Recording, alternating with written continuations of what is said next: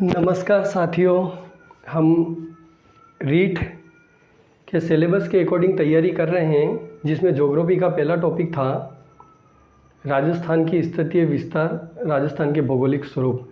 राजस्थान की स्थिति के बारे में हमने जाना कि राजस्थान की उत्तरी सीमा श्री गंगानगर से लगती है, दक्षिणी सीमा बांसवाड़ा से लगती है, पश्चिमी सीमा जैसलमेर के से लगती है और पूर्वी सीमा धौलपुर से लगती है। हमने विश्व के संदर्भ में राजस्थान की स्थिति को जाना था। विश्व के संदर्भ में उत्तरी पूर्वी गोलार्ध में हमारा राजस्थान आता है।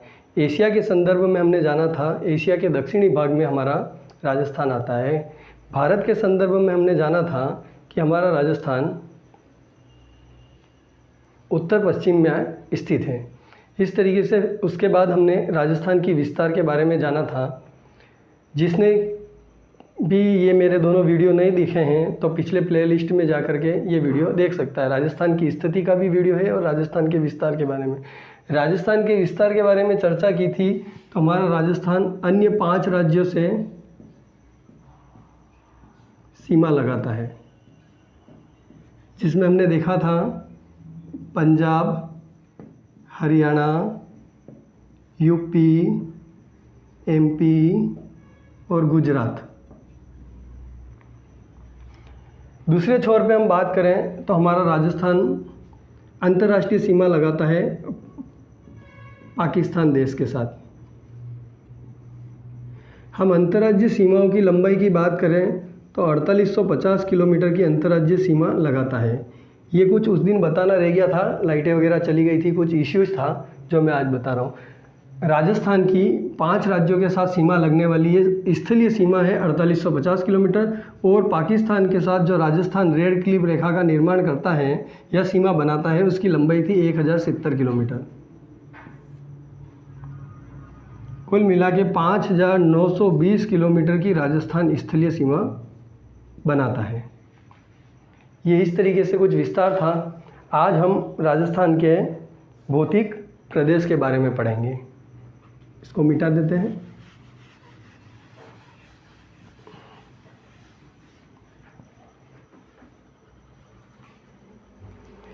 राजस्थान के भौतिक प्रदेश कालांतर में पूरी पृथ्वी हमारी इस तरीके से थी। ये एक पूरा पृथ्वी था, इसके ऊपर कुछ इस तरीके से भूभाग था जिसको बोलते थे स्थल मंडल।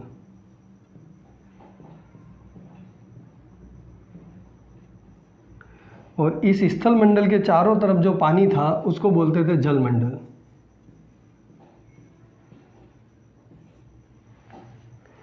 कालांतर में भूमि में बहुत उथल पुथल हुए, उस वजह से जो इसका स्थल मंडल है वो टूट के टुकड़ों में बिखर गया। बिखरने के बाद क्या हुआ, कुछ टुकड़ा उत्तर की तरफ चले गए, कुछ टुकड़े दक्षिण की तरफ आ गए। जो टुकड़े उत्तर में चले गए वो अंगारा लैंड कहलाए। कुछ टुकड़े जो दक्षिण में स्थित हैं वो गोंडवाना लैंड कहलाए, गोंडवाना लैंड। हमारा भारत दक्षिण वाले भाग में आता है, इसलिए भारत में अंगारा लैंड का कोई भी हिस्सा नहीं है। भारत में पूरा गोंडवाना लैंड का हिस्सा है, यानी कि हमारा भारत गोंडवाना लैंड में स्थित है। और ये जो जल मंडल था वो धीरे धीरे जब पृथ्वी के टुकड़े हुए, जैसे उत्तरी अमेरिका, उत्तरी एशिया, नीचे यूरोप, ऑस्ट्रेलिया, तो इनके बीच में जो पानी भर गया या बीच में जो पानी की एक लहर बन गई, उसे हम कहते हैं टेथिस सागर।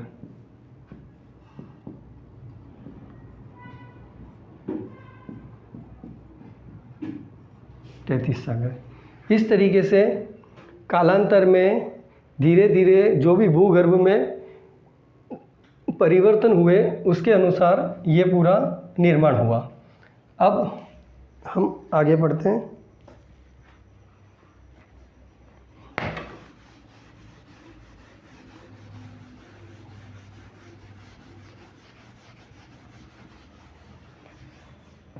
हमारे राजस्थान को प्रोफेसर वीसी मिश्रा ने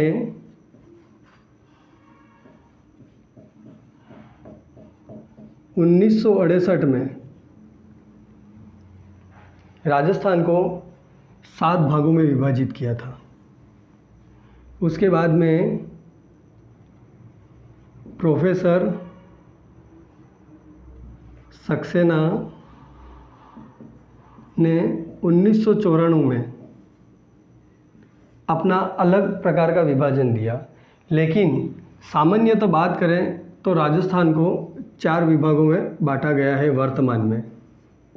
राजस्थान को वर्तमान में 4 विभागों में बांटा गया है। 4 विभाग की बात करें, भौतिक प्रदेश,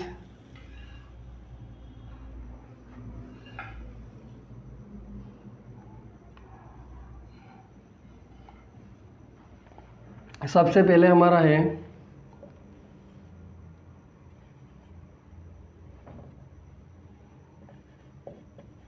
पश्चिमी थार का मरुस्थल।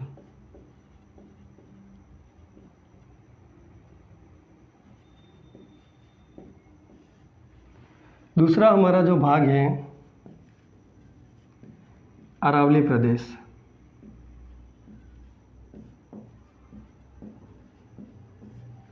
यहाँ भी हम प्रदेश लिख लेते हैं।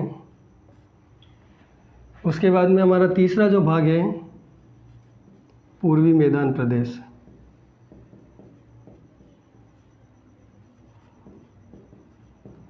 और चौथा जो हमारा आखिरी भाग है वो है दक्षिणी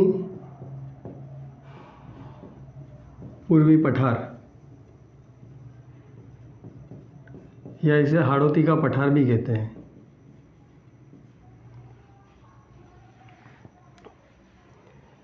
कई बार एग्जामिनर इनका क्रम पूछ लेता है कि इनके बनने का क्रम क्या था, मतलब कि कौन पहले बना, कौन बाद में बना, किसकी उत्पत्ति कैसे हुई, किसकी क्या है। तो कालांतर में जब भूगर्भ में अनेकों प्रकार के हलचल हुए, उसमें एक एक का निर्माण होता गया। सबसे प्राचीन जो हम बात करें अरावली प्रदेश है, यह वलित पर्वतमाला है।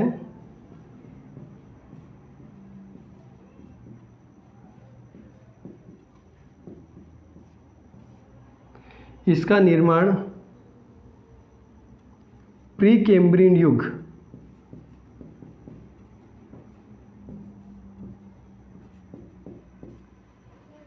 $60 करोड़ वर्ष पूर्व हुआ। यह हमारे राजस्थान की सबसे प्राचीनतम अरावली पर्वतमाला है। उसके बाद बात करें हम, उसके बाद में हाड़ौती के पठार का निर्माण हुआ। ये तकरीबन 20 करोड़ वर्ष पूर्व। तो हम इसे ये कह सकते हैं कि ये दूसरे नंबर पे आएगा और ये फर्स्ट नंबर पे आएगा। सबसे निर्माण पहले अरावली प्रदेश का हुआ, उसके बाद में दक्षिणी पूर्वी पठार का हुआ।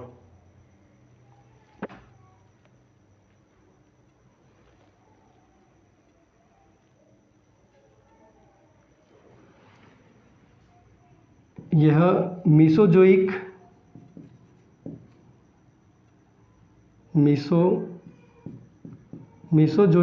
काल में इसका निर्माण हुआ। पूर्वी मैदान और इनका निर्माण सीनोजोइक काल में हुआ।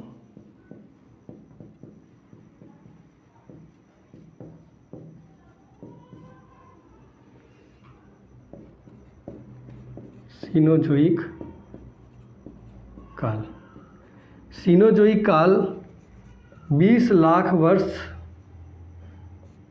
पूर्व से अब तक 20 लाख वर्ष पूर्व से अब तक। अब पश्चिमी थार का मरुस्थल और पूर्वी मैदान दोनों का निर्माण सीनोजोइक काल में हुआ, लेकिन इसमें भी पूर्वी मैदान का निर्माण पहले हुआ है। और हम पश्चिमी मैदान की बात करें तो ये सबसे अंत में है। पश्चिमी मैदान से संबंधित एक प्रश्न अधिकतर एग्जाम में आता है, रेगिस्तान का मार्च। रेगिस्तान का मार्च किसे कहते हैं? थार के मरुस्थल का बढ़ना ही रेगिस्तान का मार्च कहलाता है। मतलब कि हमारा जो थार का मरुस्थल है धीरे धीरे फैल रहा है। अब तक 12 जिलों में, हो सकता है आने वाले समय में 2-3 जिले और ऐड हो जाए, और आने वाले समय में हो सकता है कि 14 जिले हो जाए। इस तरीके से थार के मरुस्थल का जो फैलाव है दिन ब दिन बढ़ता जा रहा है, उसे रेगिस्तान का मार्च कहते हैं। मतलब कि ये आज भी बढ़ रहा है, आज भी इसका निर्माण हो रहा है। इसलिए हम ये कह सकते हैं कि चौथी और अंतिम स्टेज ये है। मतलब सबसे पहले हमारे अरावली प्रदेश का निर्माण हुआ, उसके बाद में दक्षिणी पूर्वी का निर्माण हुआ, उसके बाद में पूर्वी मैदान का निर्माण हुआ, और उसके बाद में पश्चिमी थार के मरुस्थल का निर्माण हुआ। अब हम ये बात कर लेते हैं कि किसका भाग है। पश्चिमी थार का मरुस्थल टेथिस सागर का भाग है। अरावली की बात करें तो यह गोंडवाड़ा लैंड का भाग है। पूर्वी मैदान की बात करें तो यह टेथिस सागर का भाग है। और दक्षिणी पूर्वी हाड़ौती के पठार की बात करें तो ये गोंडवाड़ा लैंड का भाग है। मतलब हम यहाँ कह सकते हैं कि जहाँ समतल भूमि है या बिल्कुल जो समतल जगह है जहाँ पे पहाड़ी वगैरह नहीं है, वो टेथिस सागर का भाग है, और जहाँ पे पहाड़ी वगैरह है वो सारा गोंडवाड़ा लैंड का भाग है। अब हम इसको मिटा देते हैं।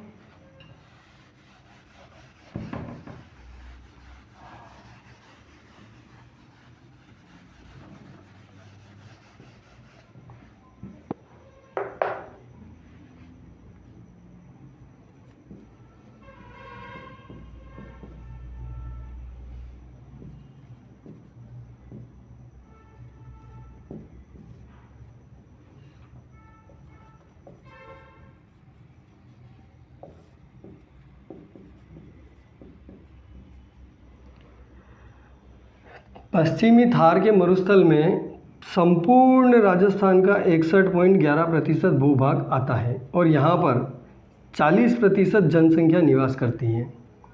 यदि हम अरावली की बात करें तो यह 9% भूभाग आता है और 10% जनसंख्या निवास करती है। यदि हम पूर्वी मैदान की बात करें तो 23.3% भूभाग पूर्वी मैदान में आता है, और यहाँ पे 39% जनसंख्या निवास करती है। और दक्षिणी पूर्वी पठार हाड़ौती की बात करें तो ये 9% भूभाग क्षेत्रफल में आता है, और यहाँ पर 12% जनसंख्या निवास करती है। यदि हम बात करें पश्चिमी थार का मरुस्थल, पुनः 2 भागों में विभाजित किया जाता है। एक भाग को कहते हैं शुष्क थार का मरुस्थल, और दूसरा है अर्ध शुष्क थार का मरुस्थल। यह कुल 2,09,000 वर्ग किलोमीटर में फैला हुआ है। पूरे राजस्थान को, अपने राजस्थान का क्षेत्रफल है 3,42,239 किलोमीटर, उसमें से 2,09,000 वर्ग किलोमीटर पर केवल थार का मरुस्थल, पश्चिमी थार का मरुस्थल फैला हुआ है। पश्चिमी थार के मरुस्थल के 2 भाग हैं। एक भाग तो है शुष्क थार का मरुस्थल, और एक है अर्ध शुष्क थार का मरुस्थल। जो शुष्क थार का मरुस्थल है वो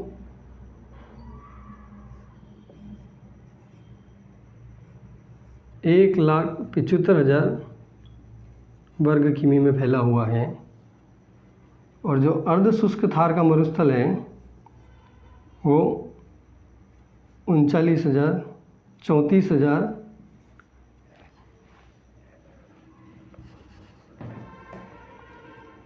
34,042 वर्ग किमी में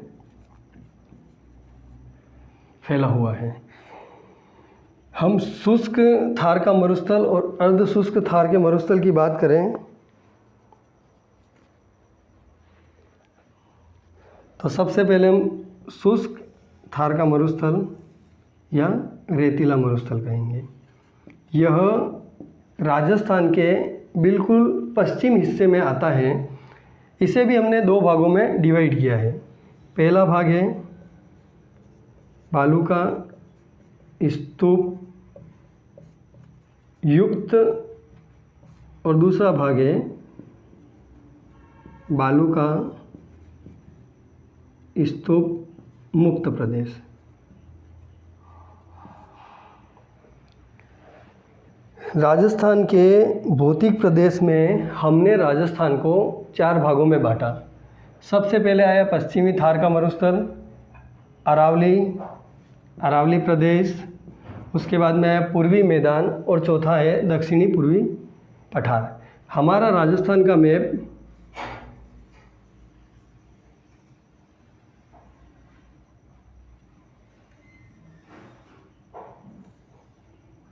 कुछ ऐसा है।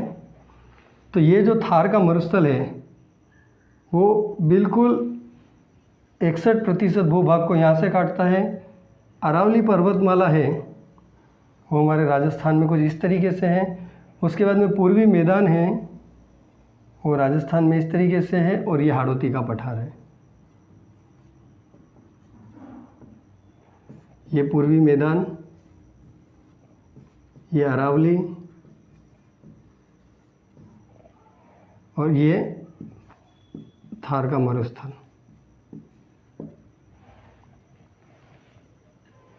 अब हमने देखा बालू का स्तूप युक्त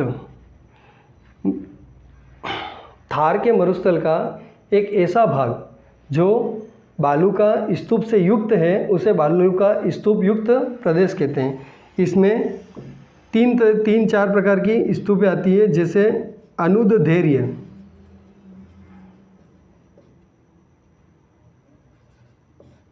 बालू का स्तूप, इन्हें रेखीय भी कहते हैं, इन्हें सीप भी कहते हैं। यह पवन की दिशा में बनने वाली होती है, इस तरीके से कुछ आकृति लेती है। उसके बाद में दूसरी होती है अर्धचंद्राकार।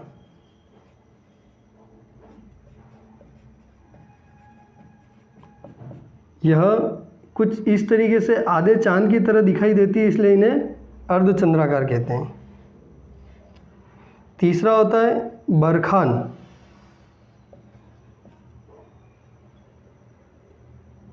बरखान बालू का स्तूप।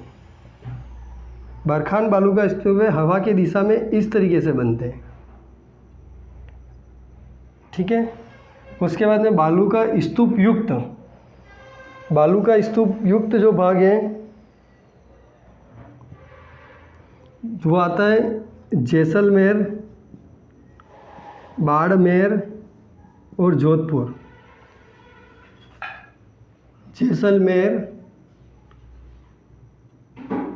जैसलमेर, बाड़मेर और जोधपुर, ये जो त्रिवेणी है इसे हम हम्मादा भी कहते हैं।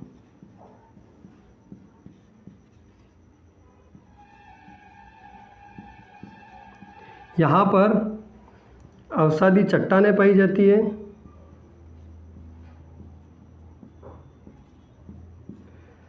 मतलब यहाँ पे किसी भी तरीके का बालू का स्तूप नहीं होता, ये पूर्णतया बालू का स्तूप से मुक्त होता है। यहाँ पे सिर्फ चट्टानें पाई जाती हैं। अब हम बात करते हैं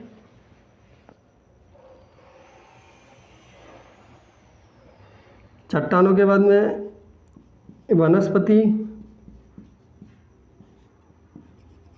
चूना पत्थर, बलुआ पत्थर,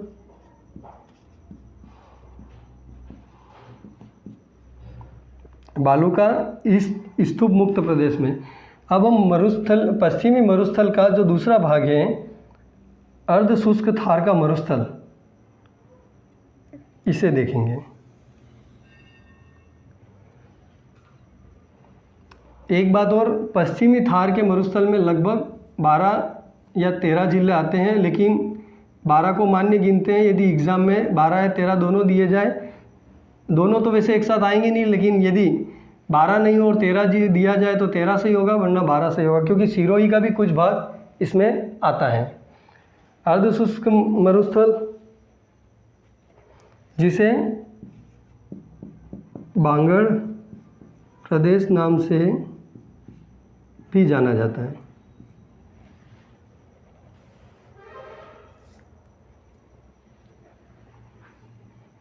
ये हमारा यहाँ से ये जो था ये शुष्क मरुस्थल था।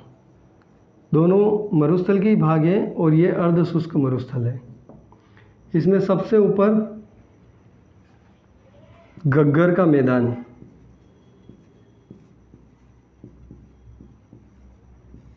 हनुमानगढ़ जिले में गग्गर नदी बहती है, जिसका नाम था प्राचीन में सरस्वती नदी। वही गग्गर नदी है जिसको गग्गर का मैदान बोलते हैं। इसको 4 भागों में बांटा गया है। सबसे पहले आ गया गग्गर का मैदान, फिर आ गया शेखावटी प्रदेश।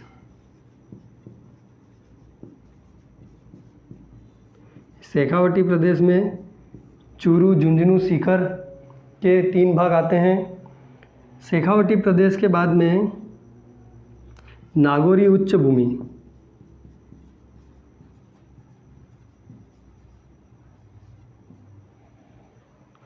और उसके बाद में चौथा भाग है लूनी बेसिन।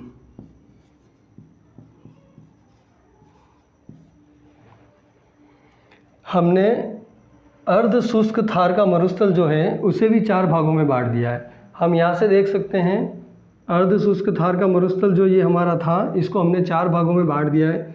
सबसे पहले हो गया गग्गर का मैदान, उसके बाद में हो गया शेखावटी प्रदेश, यहाँ पे आता है नागौर, तो नागौरी उच्च भूमि, और ये लास्ट में यहाँ पे लूनी नदी बहती है, तो इसे बोलेंगे लूनी बेसिन।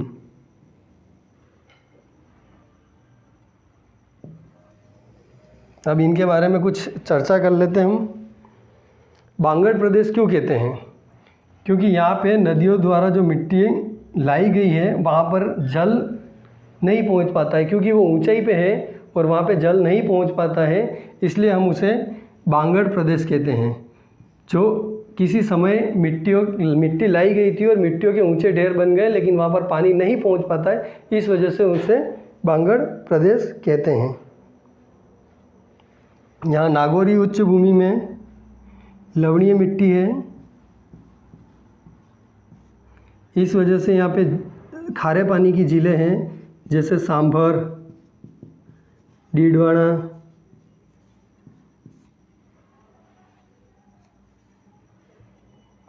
शेखावटी प्रदेश में सीकर, चूरू, झुंझुनू, गग्गर वाला बता ही दिया, और लूनी बेसिन मतलब कि लूनी नदी का जो बहाव क्षेत्र है उसे लूनी बेसिन कहते हैं।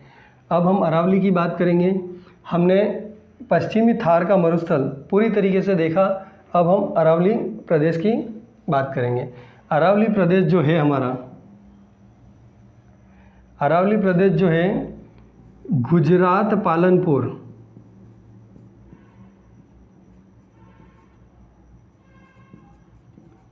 से दिल्ली रायसीना तक पहाड़ियों का विस्तार है।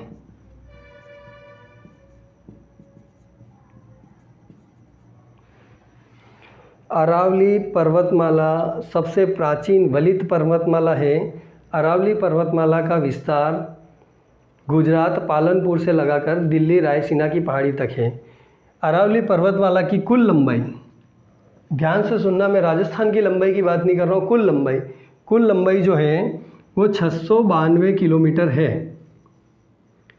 अरावली पर्वतमाला जो कि गुजरात पालनपुर से दिल्ली रायसीना तक है, उसकी कुल लंबाई 692 किलोमीटर है। राजस्थान में लंबाई, यदि हम राजस्थान की बात करें तो 550 किलोमीटर राजस्थान में फैली हुई है। इसका मतलब हम ये कह सकते हैं कि अरावली की पहाड़ियाँ 80% से ज़्यादा या 80% हमारे राजस्थान में फैली हुई है। अरावली की पहाड़ियाँ 80% हमारे राजस्थान में फैलाव है।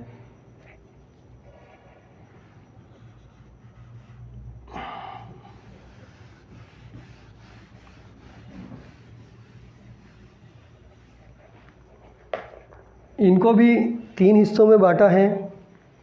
सबसे पहले उत्तरी अरावली,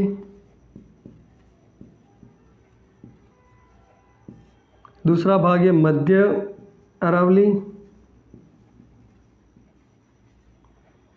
और तीसरा भाग है दक्षिणी अरावली।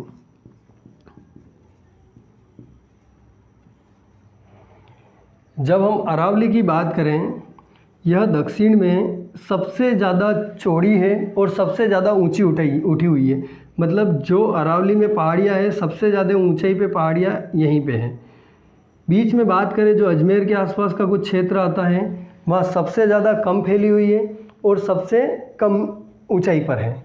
और फिर अरावली की उत्तर की बात करें तो उत्तर की जो पहाड़ियाँ हैं वो मीडियम साइज़ की है। मतलब ना तो ज़्यादा ऊंची है और ना ज़्यादा कम ऊंची है, और चौड़ाई भी ना ज़्यादा चौड़ी है ना ज़्यादा पतली है।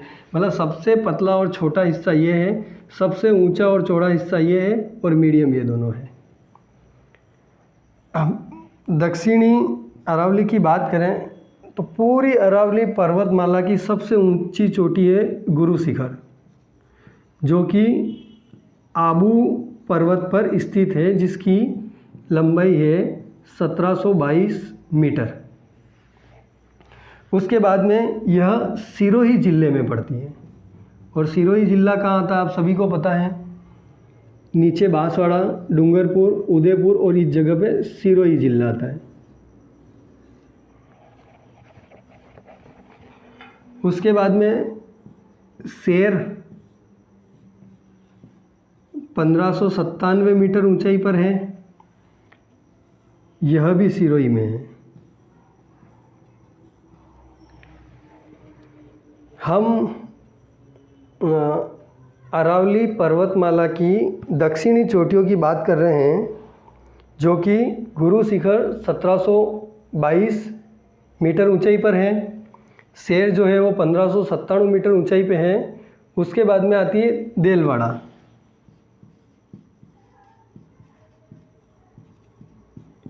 देलवाड़ा जो है 1442 मीटर की ऊंचाई पर है, ये भी सिरोही में है। उसके बाद आती है अचलगढ़। अचलगढ़ 1380 मीटर और ये भी सिरोही में है। इस प्रकार अरावली पर्वतमाला की सबसे ऊंची चोटियाँ जो है वो सिरोही ज़िले में स्थित है। गुरु शिखर सबसे ऊंची चोटी है 1722 मीटर, शेर उससे थोड़ी कम ऊंची चोटी है 1597 मीटर, देलवाड़ा 1442 मीटर और अचलगढ़ 1380 मीटर। उसके बाद में उदयपुर की कुछ चोटियां हैं जो ऊंचाई पर स्थित हैं। उदयपुर की बात करें, जरगा 1431 मीटर ऊंचाई पर स्थित है। अरावली पर्वतमाला में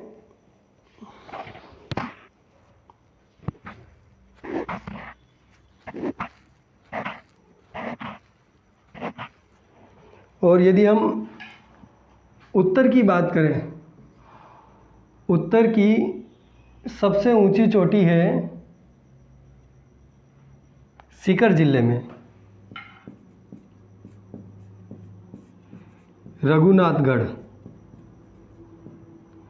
जिसकी ऊंचाई 1055 मीटर है। यदि हम दक्षिण की बात करें तो सबसे ऊंची चोटी गुरु शिखर है 1722 मीटर, और यदि हम उत्तर की बात करें तो सबसे ऊंची चोटी शिखर में रघुनाथगढ़ है। और यदि हम मीडियम की बात करें तो अजमेर में एक चोटी आती है जिसका नाम है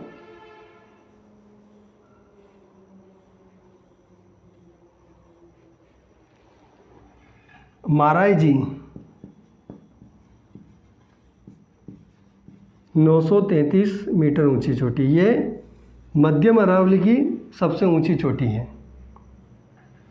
तो ये हमारे चोटियों के बारे में हो गया और अरावली प्रदेश के बारे में हो गया। अब हम बात करेंगे पूर्वी मैदान।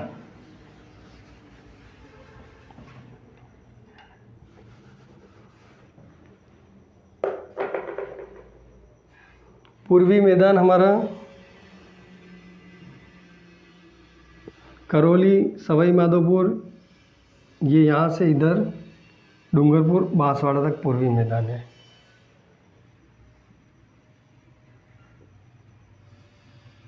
पूर्वी मैदान को भी 4 भागों में बांटा है। सबसे पहले आएगा बाणगंगा,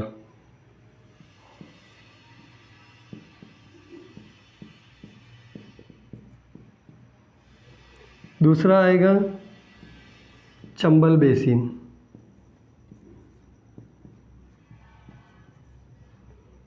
तीसरा, चौथा माही बेसिन,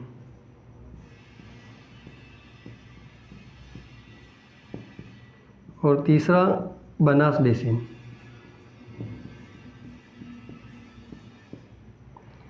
यदि हम पूर्वी मैदान की बात करें तो पूर्वी मैदान को भी पुनः 4 भागों में डिवाइड किया गया है।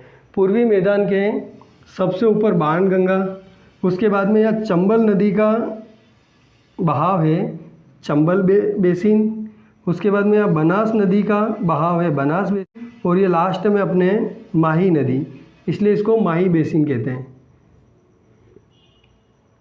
अब सबसे पहले बाणगंगा।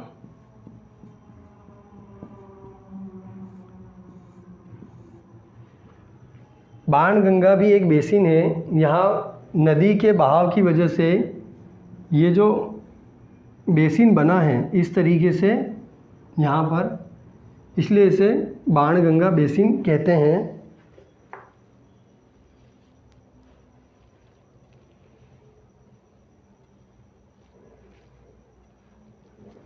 बाणगंगा बेसिन ये जयपुर और दौसा का कुछ भाग इसमें विस्तारित है। उसके बाद में चंबल बेसिन,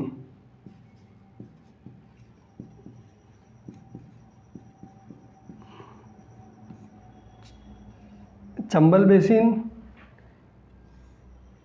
इसकी कुछ सहायक नदियां हैं, मेज, एक मिनट,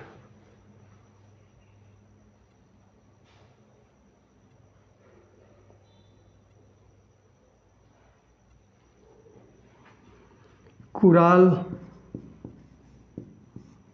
बामणी, और सबसे अधिक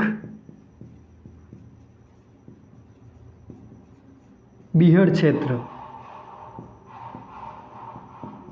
चंबल नदी के आसपास के एरिया को बीहड़ क्षेत्र कहा जाता है। बीहड़ क्षेत्र चंबल नदी के आसपास का एरिया है, या उसे बीहड़ भूमि भी कहते हैं। और चंबल नदी क्या करती है कि जब उसका बहाव तेज़ हो जाता है तो वो अपने रास्ते बदल लेती है। जब रास्ते बदल लेती है तो वो दूसरे रास्तों से गुजरती है, तो अवनालिका अपर्दन की वजह से कई टेढ़े मेढ़े रास्तों का निर्माण हो जाता है। जब इन टेढ़े मेढ़े रास्तों का निर्माण हो जाता है तो हम उन्हें बीहड़ भूमि कहते हैं। बीहड़ भूमि में नीचे वाले हिस्से को खादर कहते हैं, और जो ऊपर उठा हुआ हिस्सा उसको डग कहते हैं।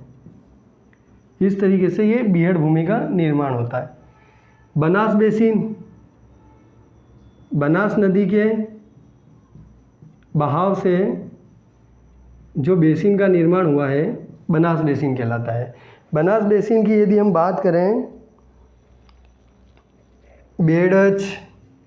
बेड़च, मेनाल आदि सहायक नदियों से मिलकर इस बेसिन का निर्माण होता है। और आखिरी माही बेसिन डूंगरपुर, बांसवाड़ा, प्रतापगढ़ आदि क्षेत्रों में फैली हुई है। माही बेसिन में कुछ भाग उदयपुर से भी पानी आता है, जैसे कागदर, सोम नदी से, और माही का बांसवाड़ा में व प्रतापगढ़ में 56 नदियों से पानी आता है, इसलिए उसे 56 का मैदान भी कहते हैं।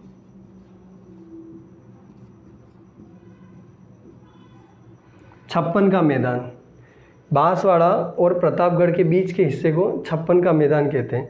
56 की पहाड़ियाँ थी वो इस जगह थी, लूनी बेसिन में। ये जो 56 का मैदान है ये माही बेसिन में है। ठीक है, ये हमने देख लिया। अब आखिरी है दक्षिणी पूर्वी पठार या हाड़ौती का पठार।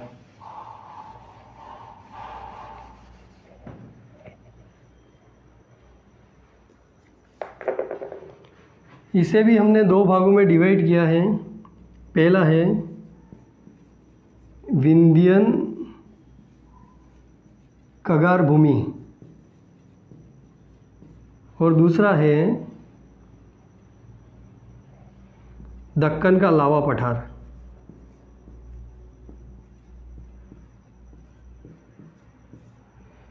विंध्यन कगार भूमि और दक्कन का लावा पठार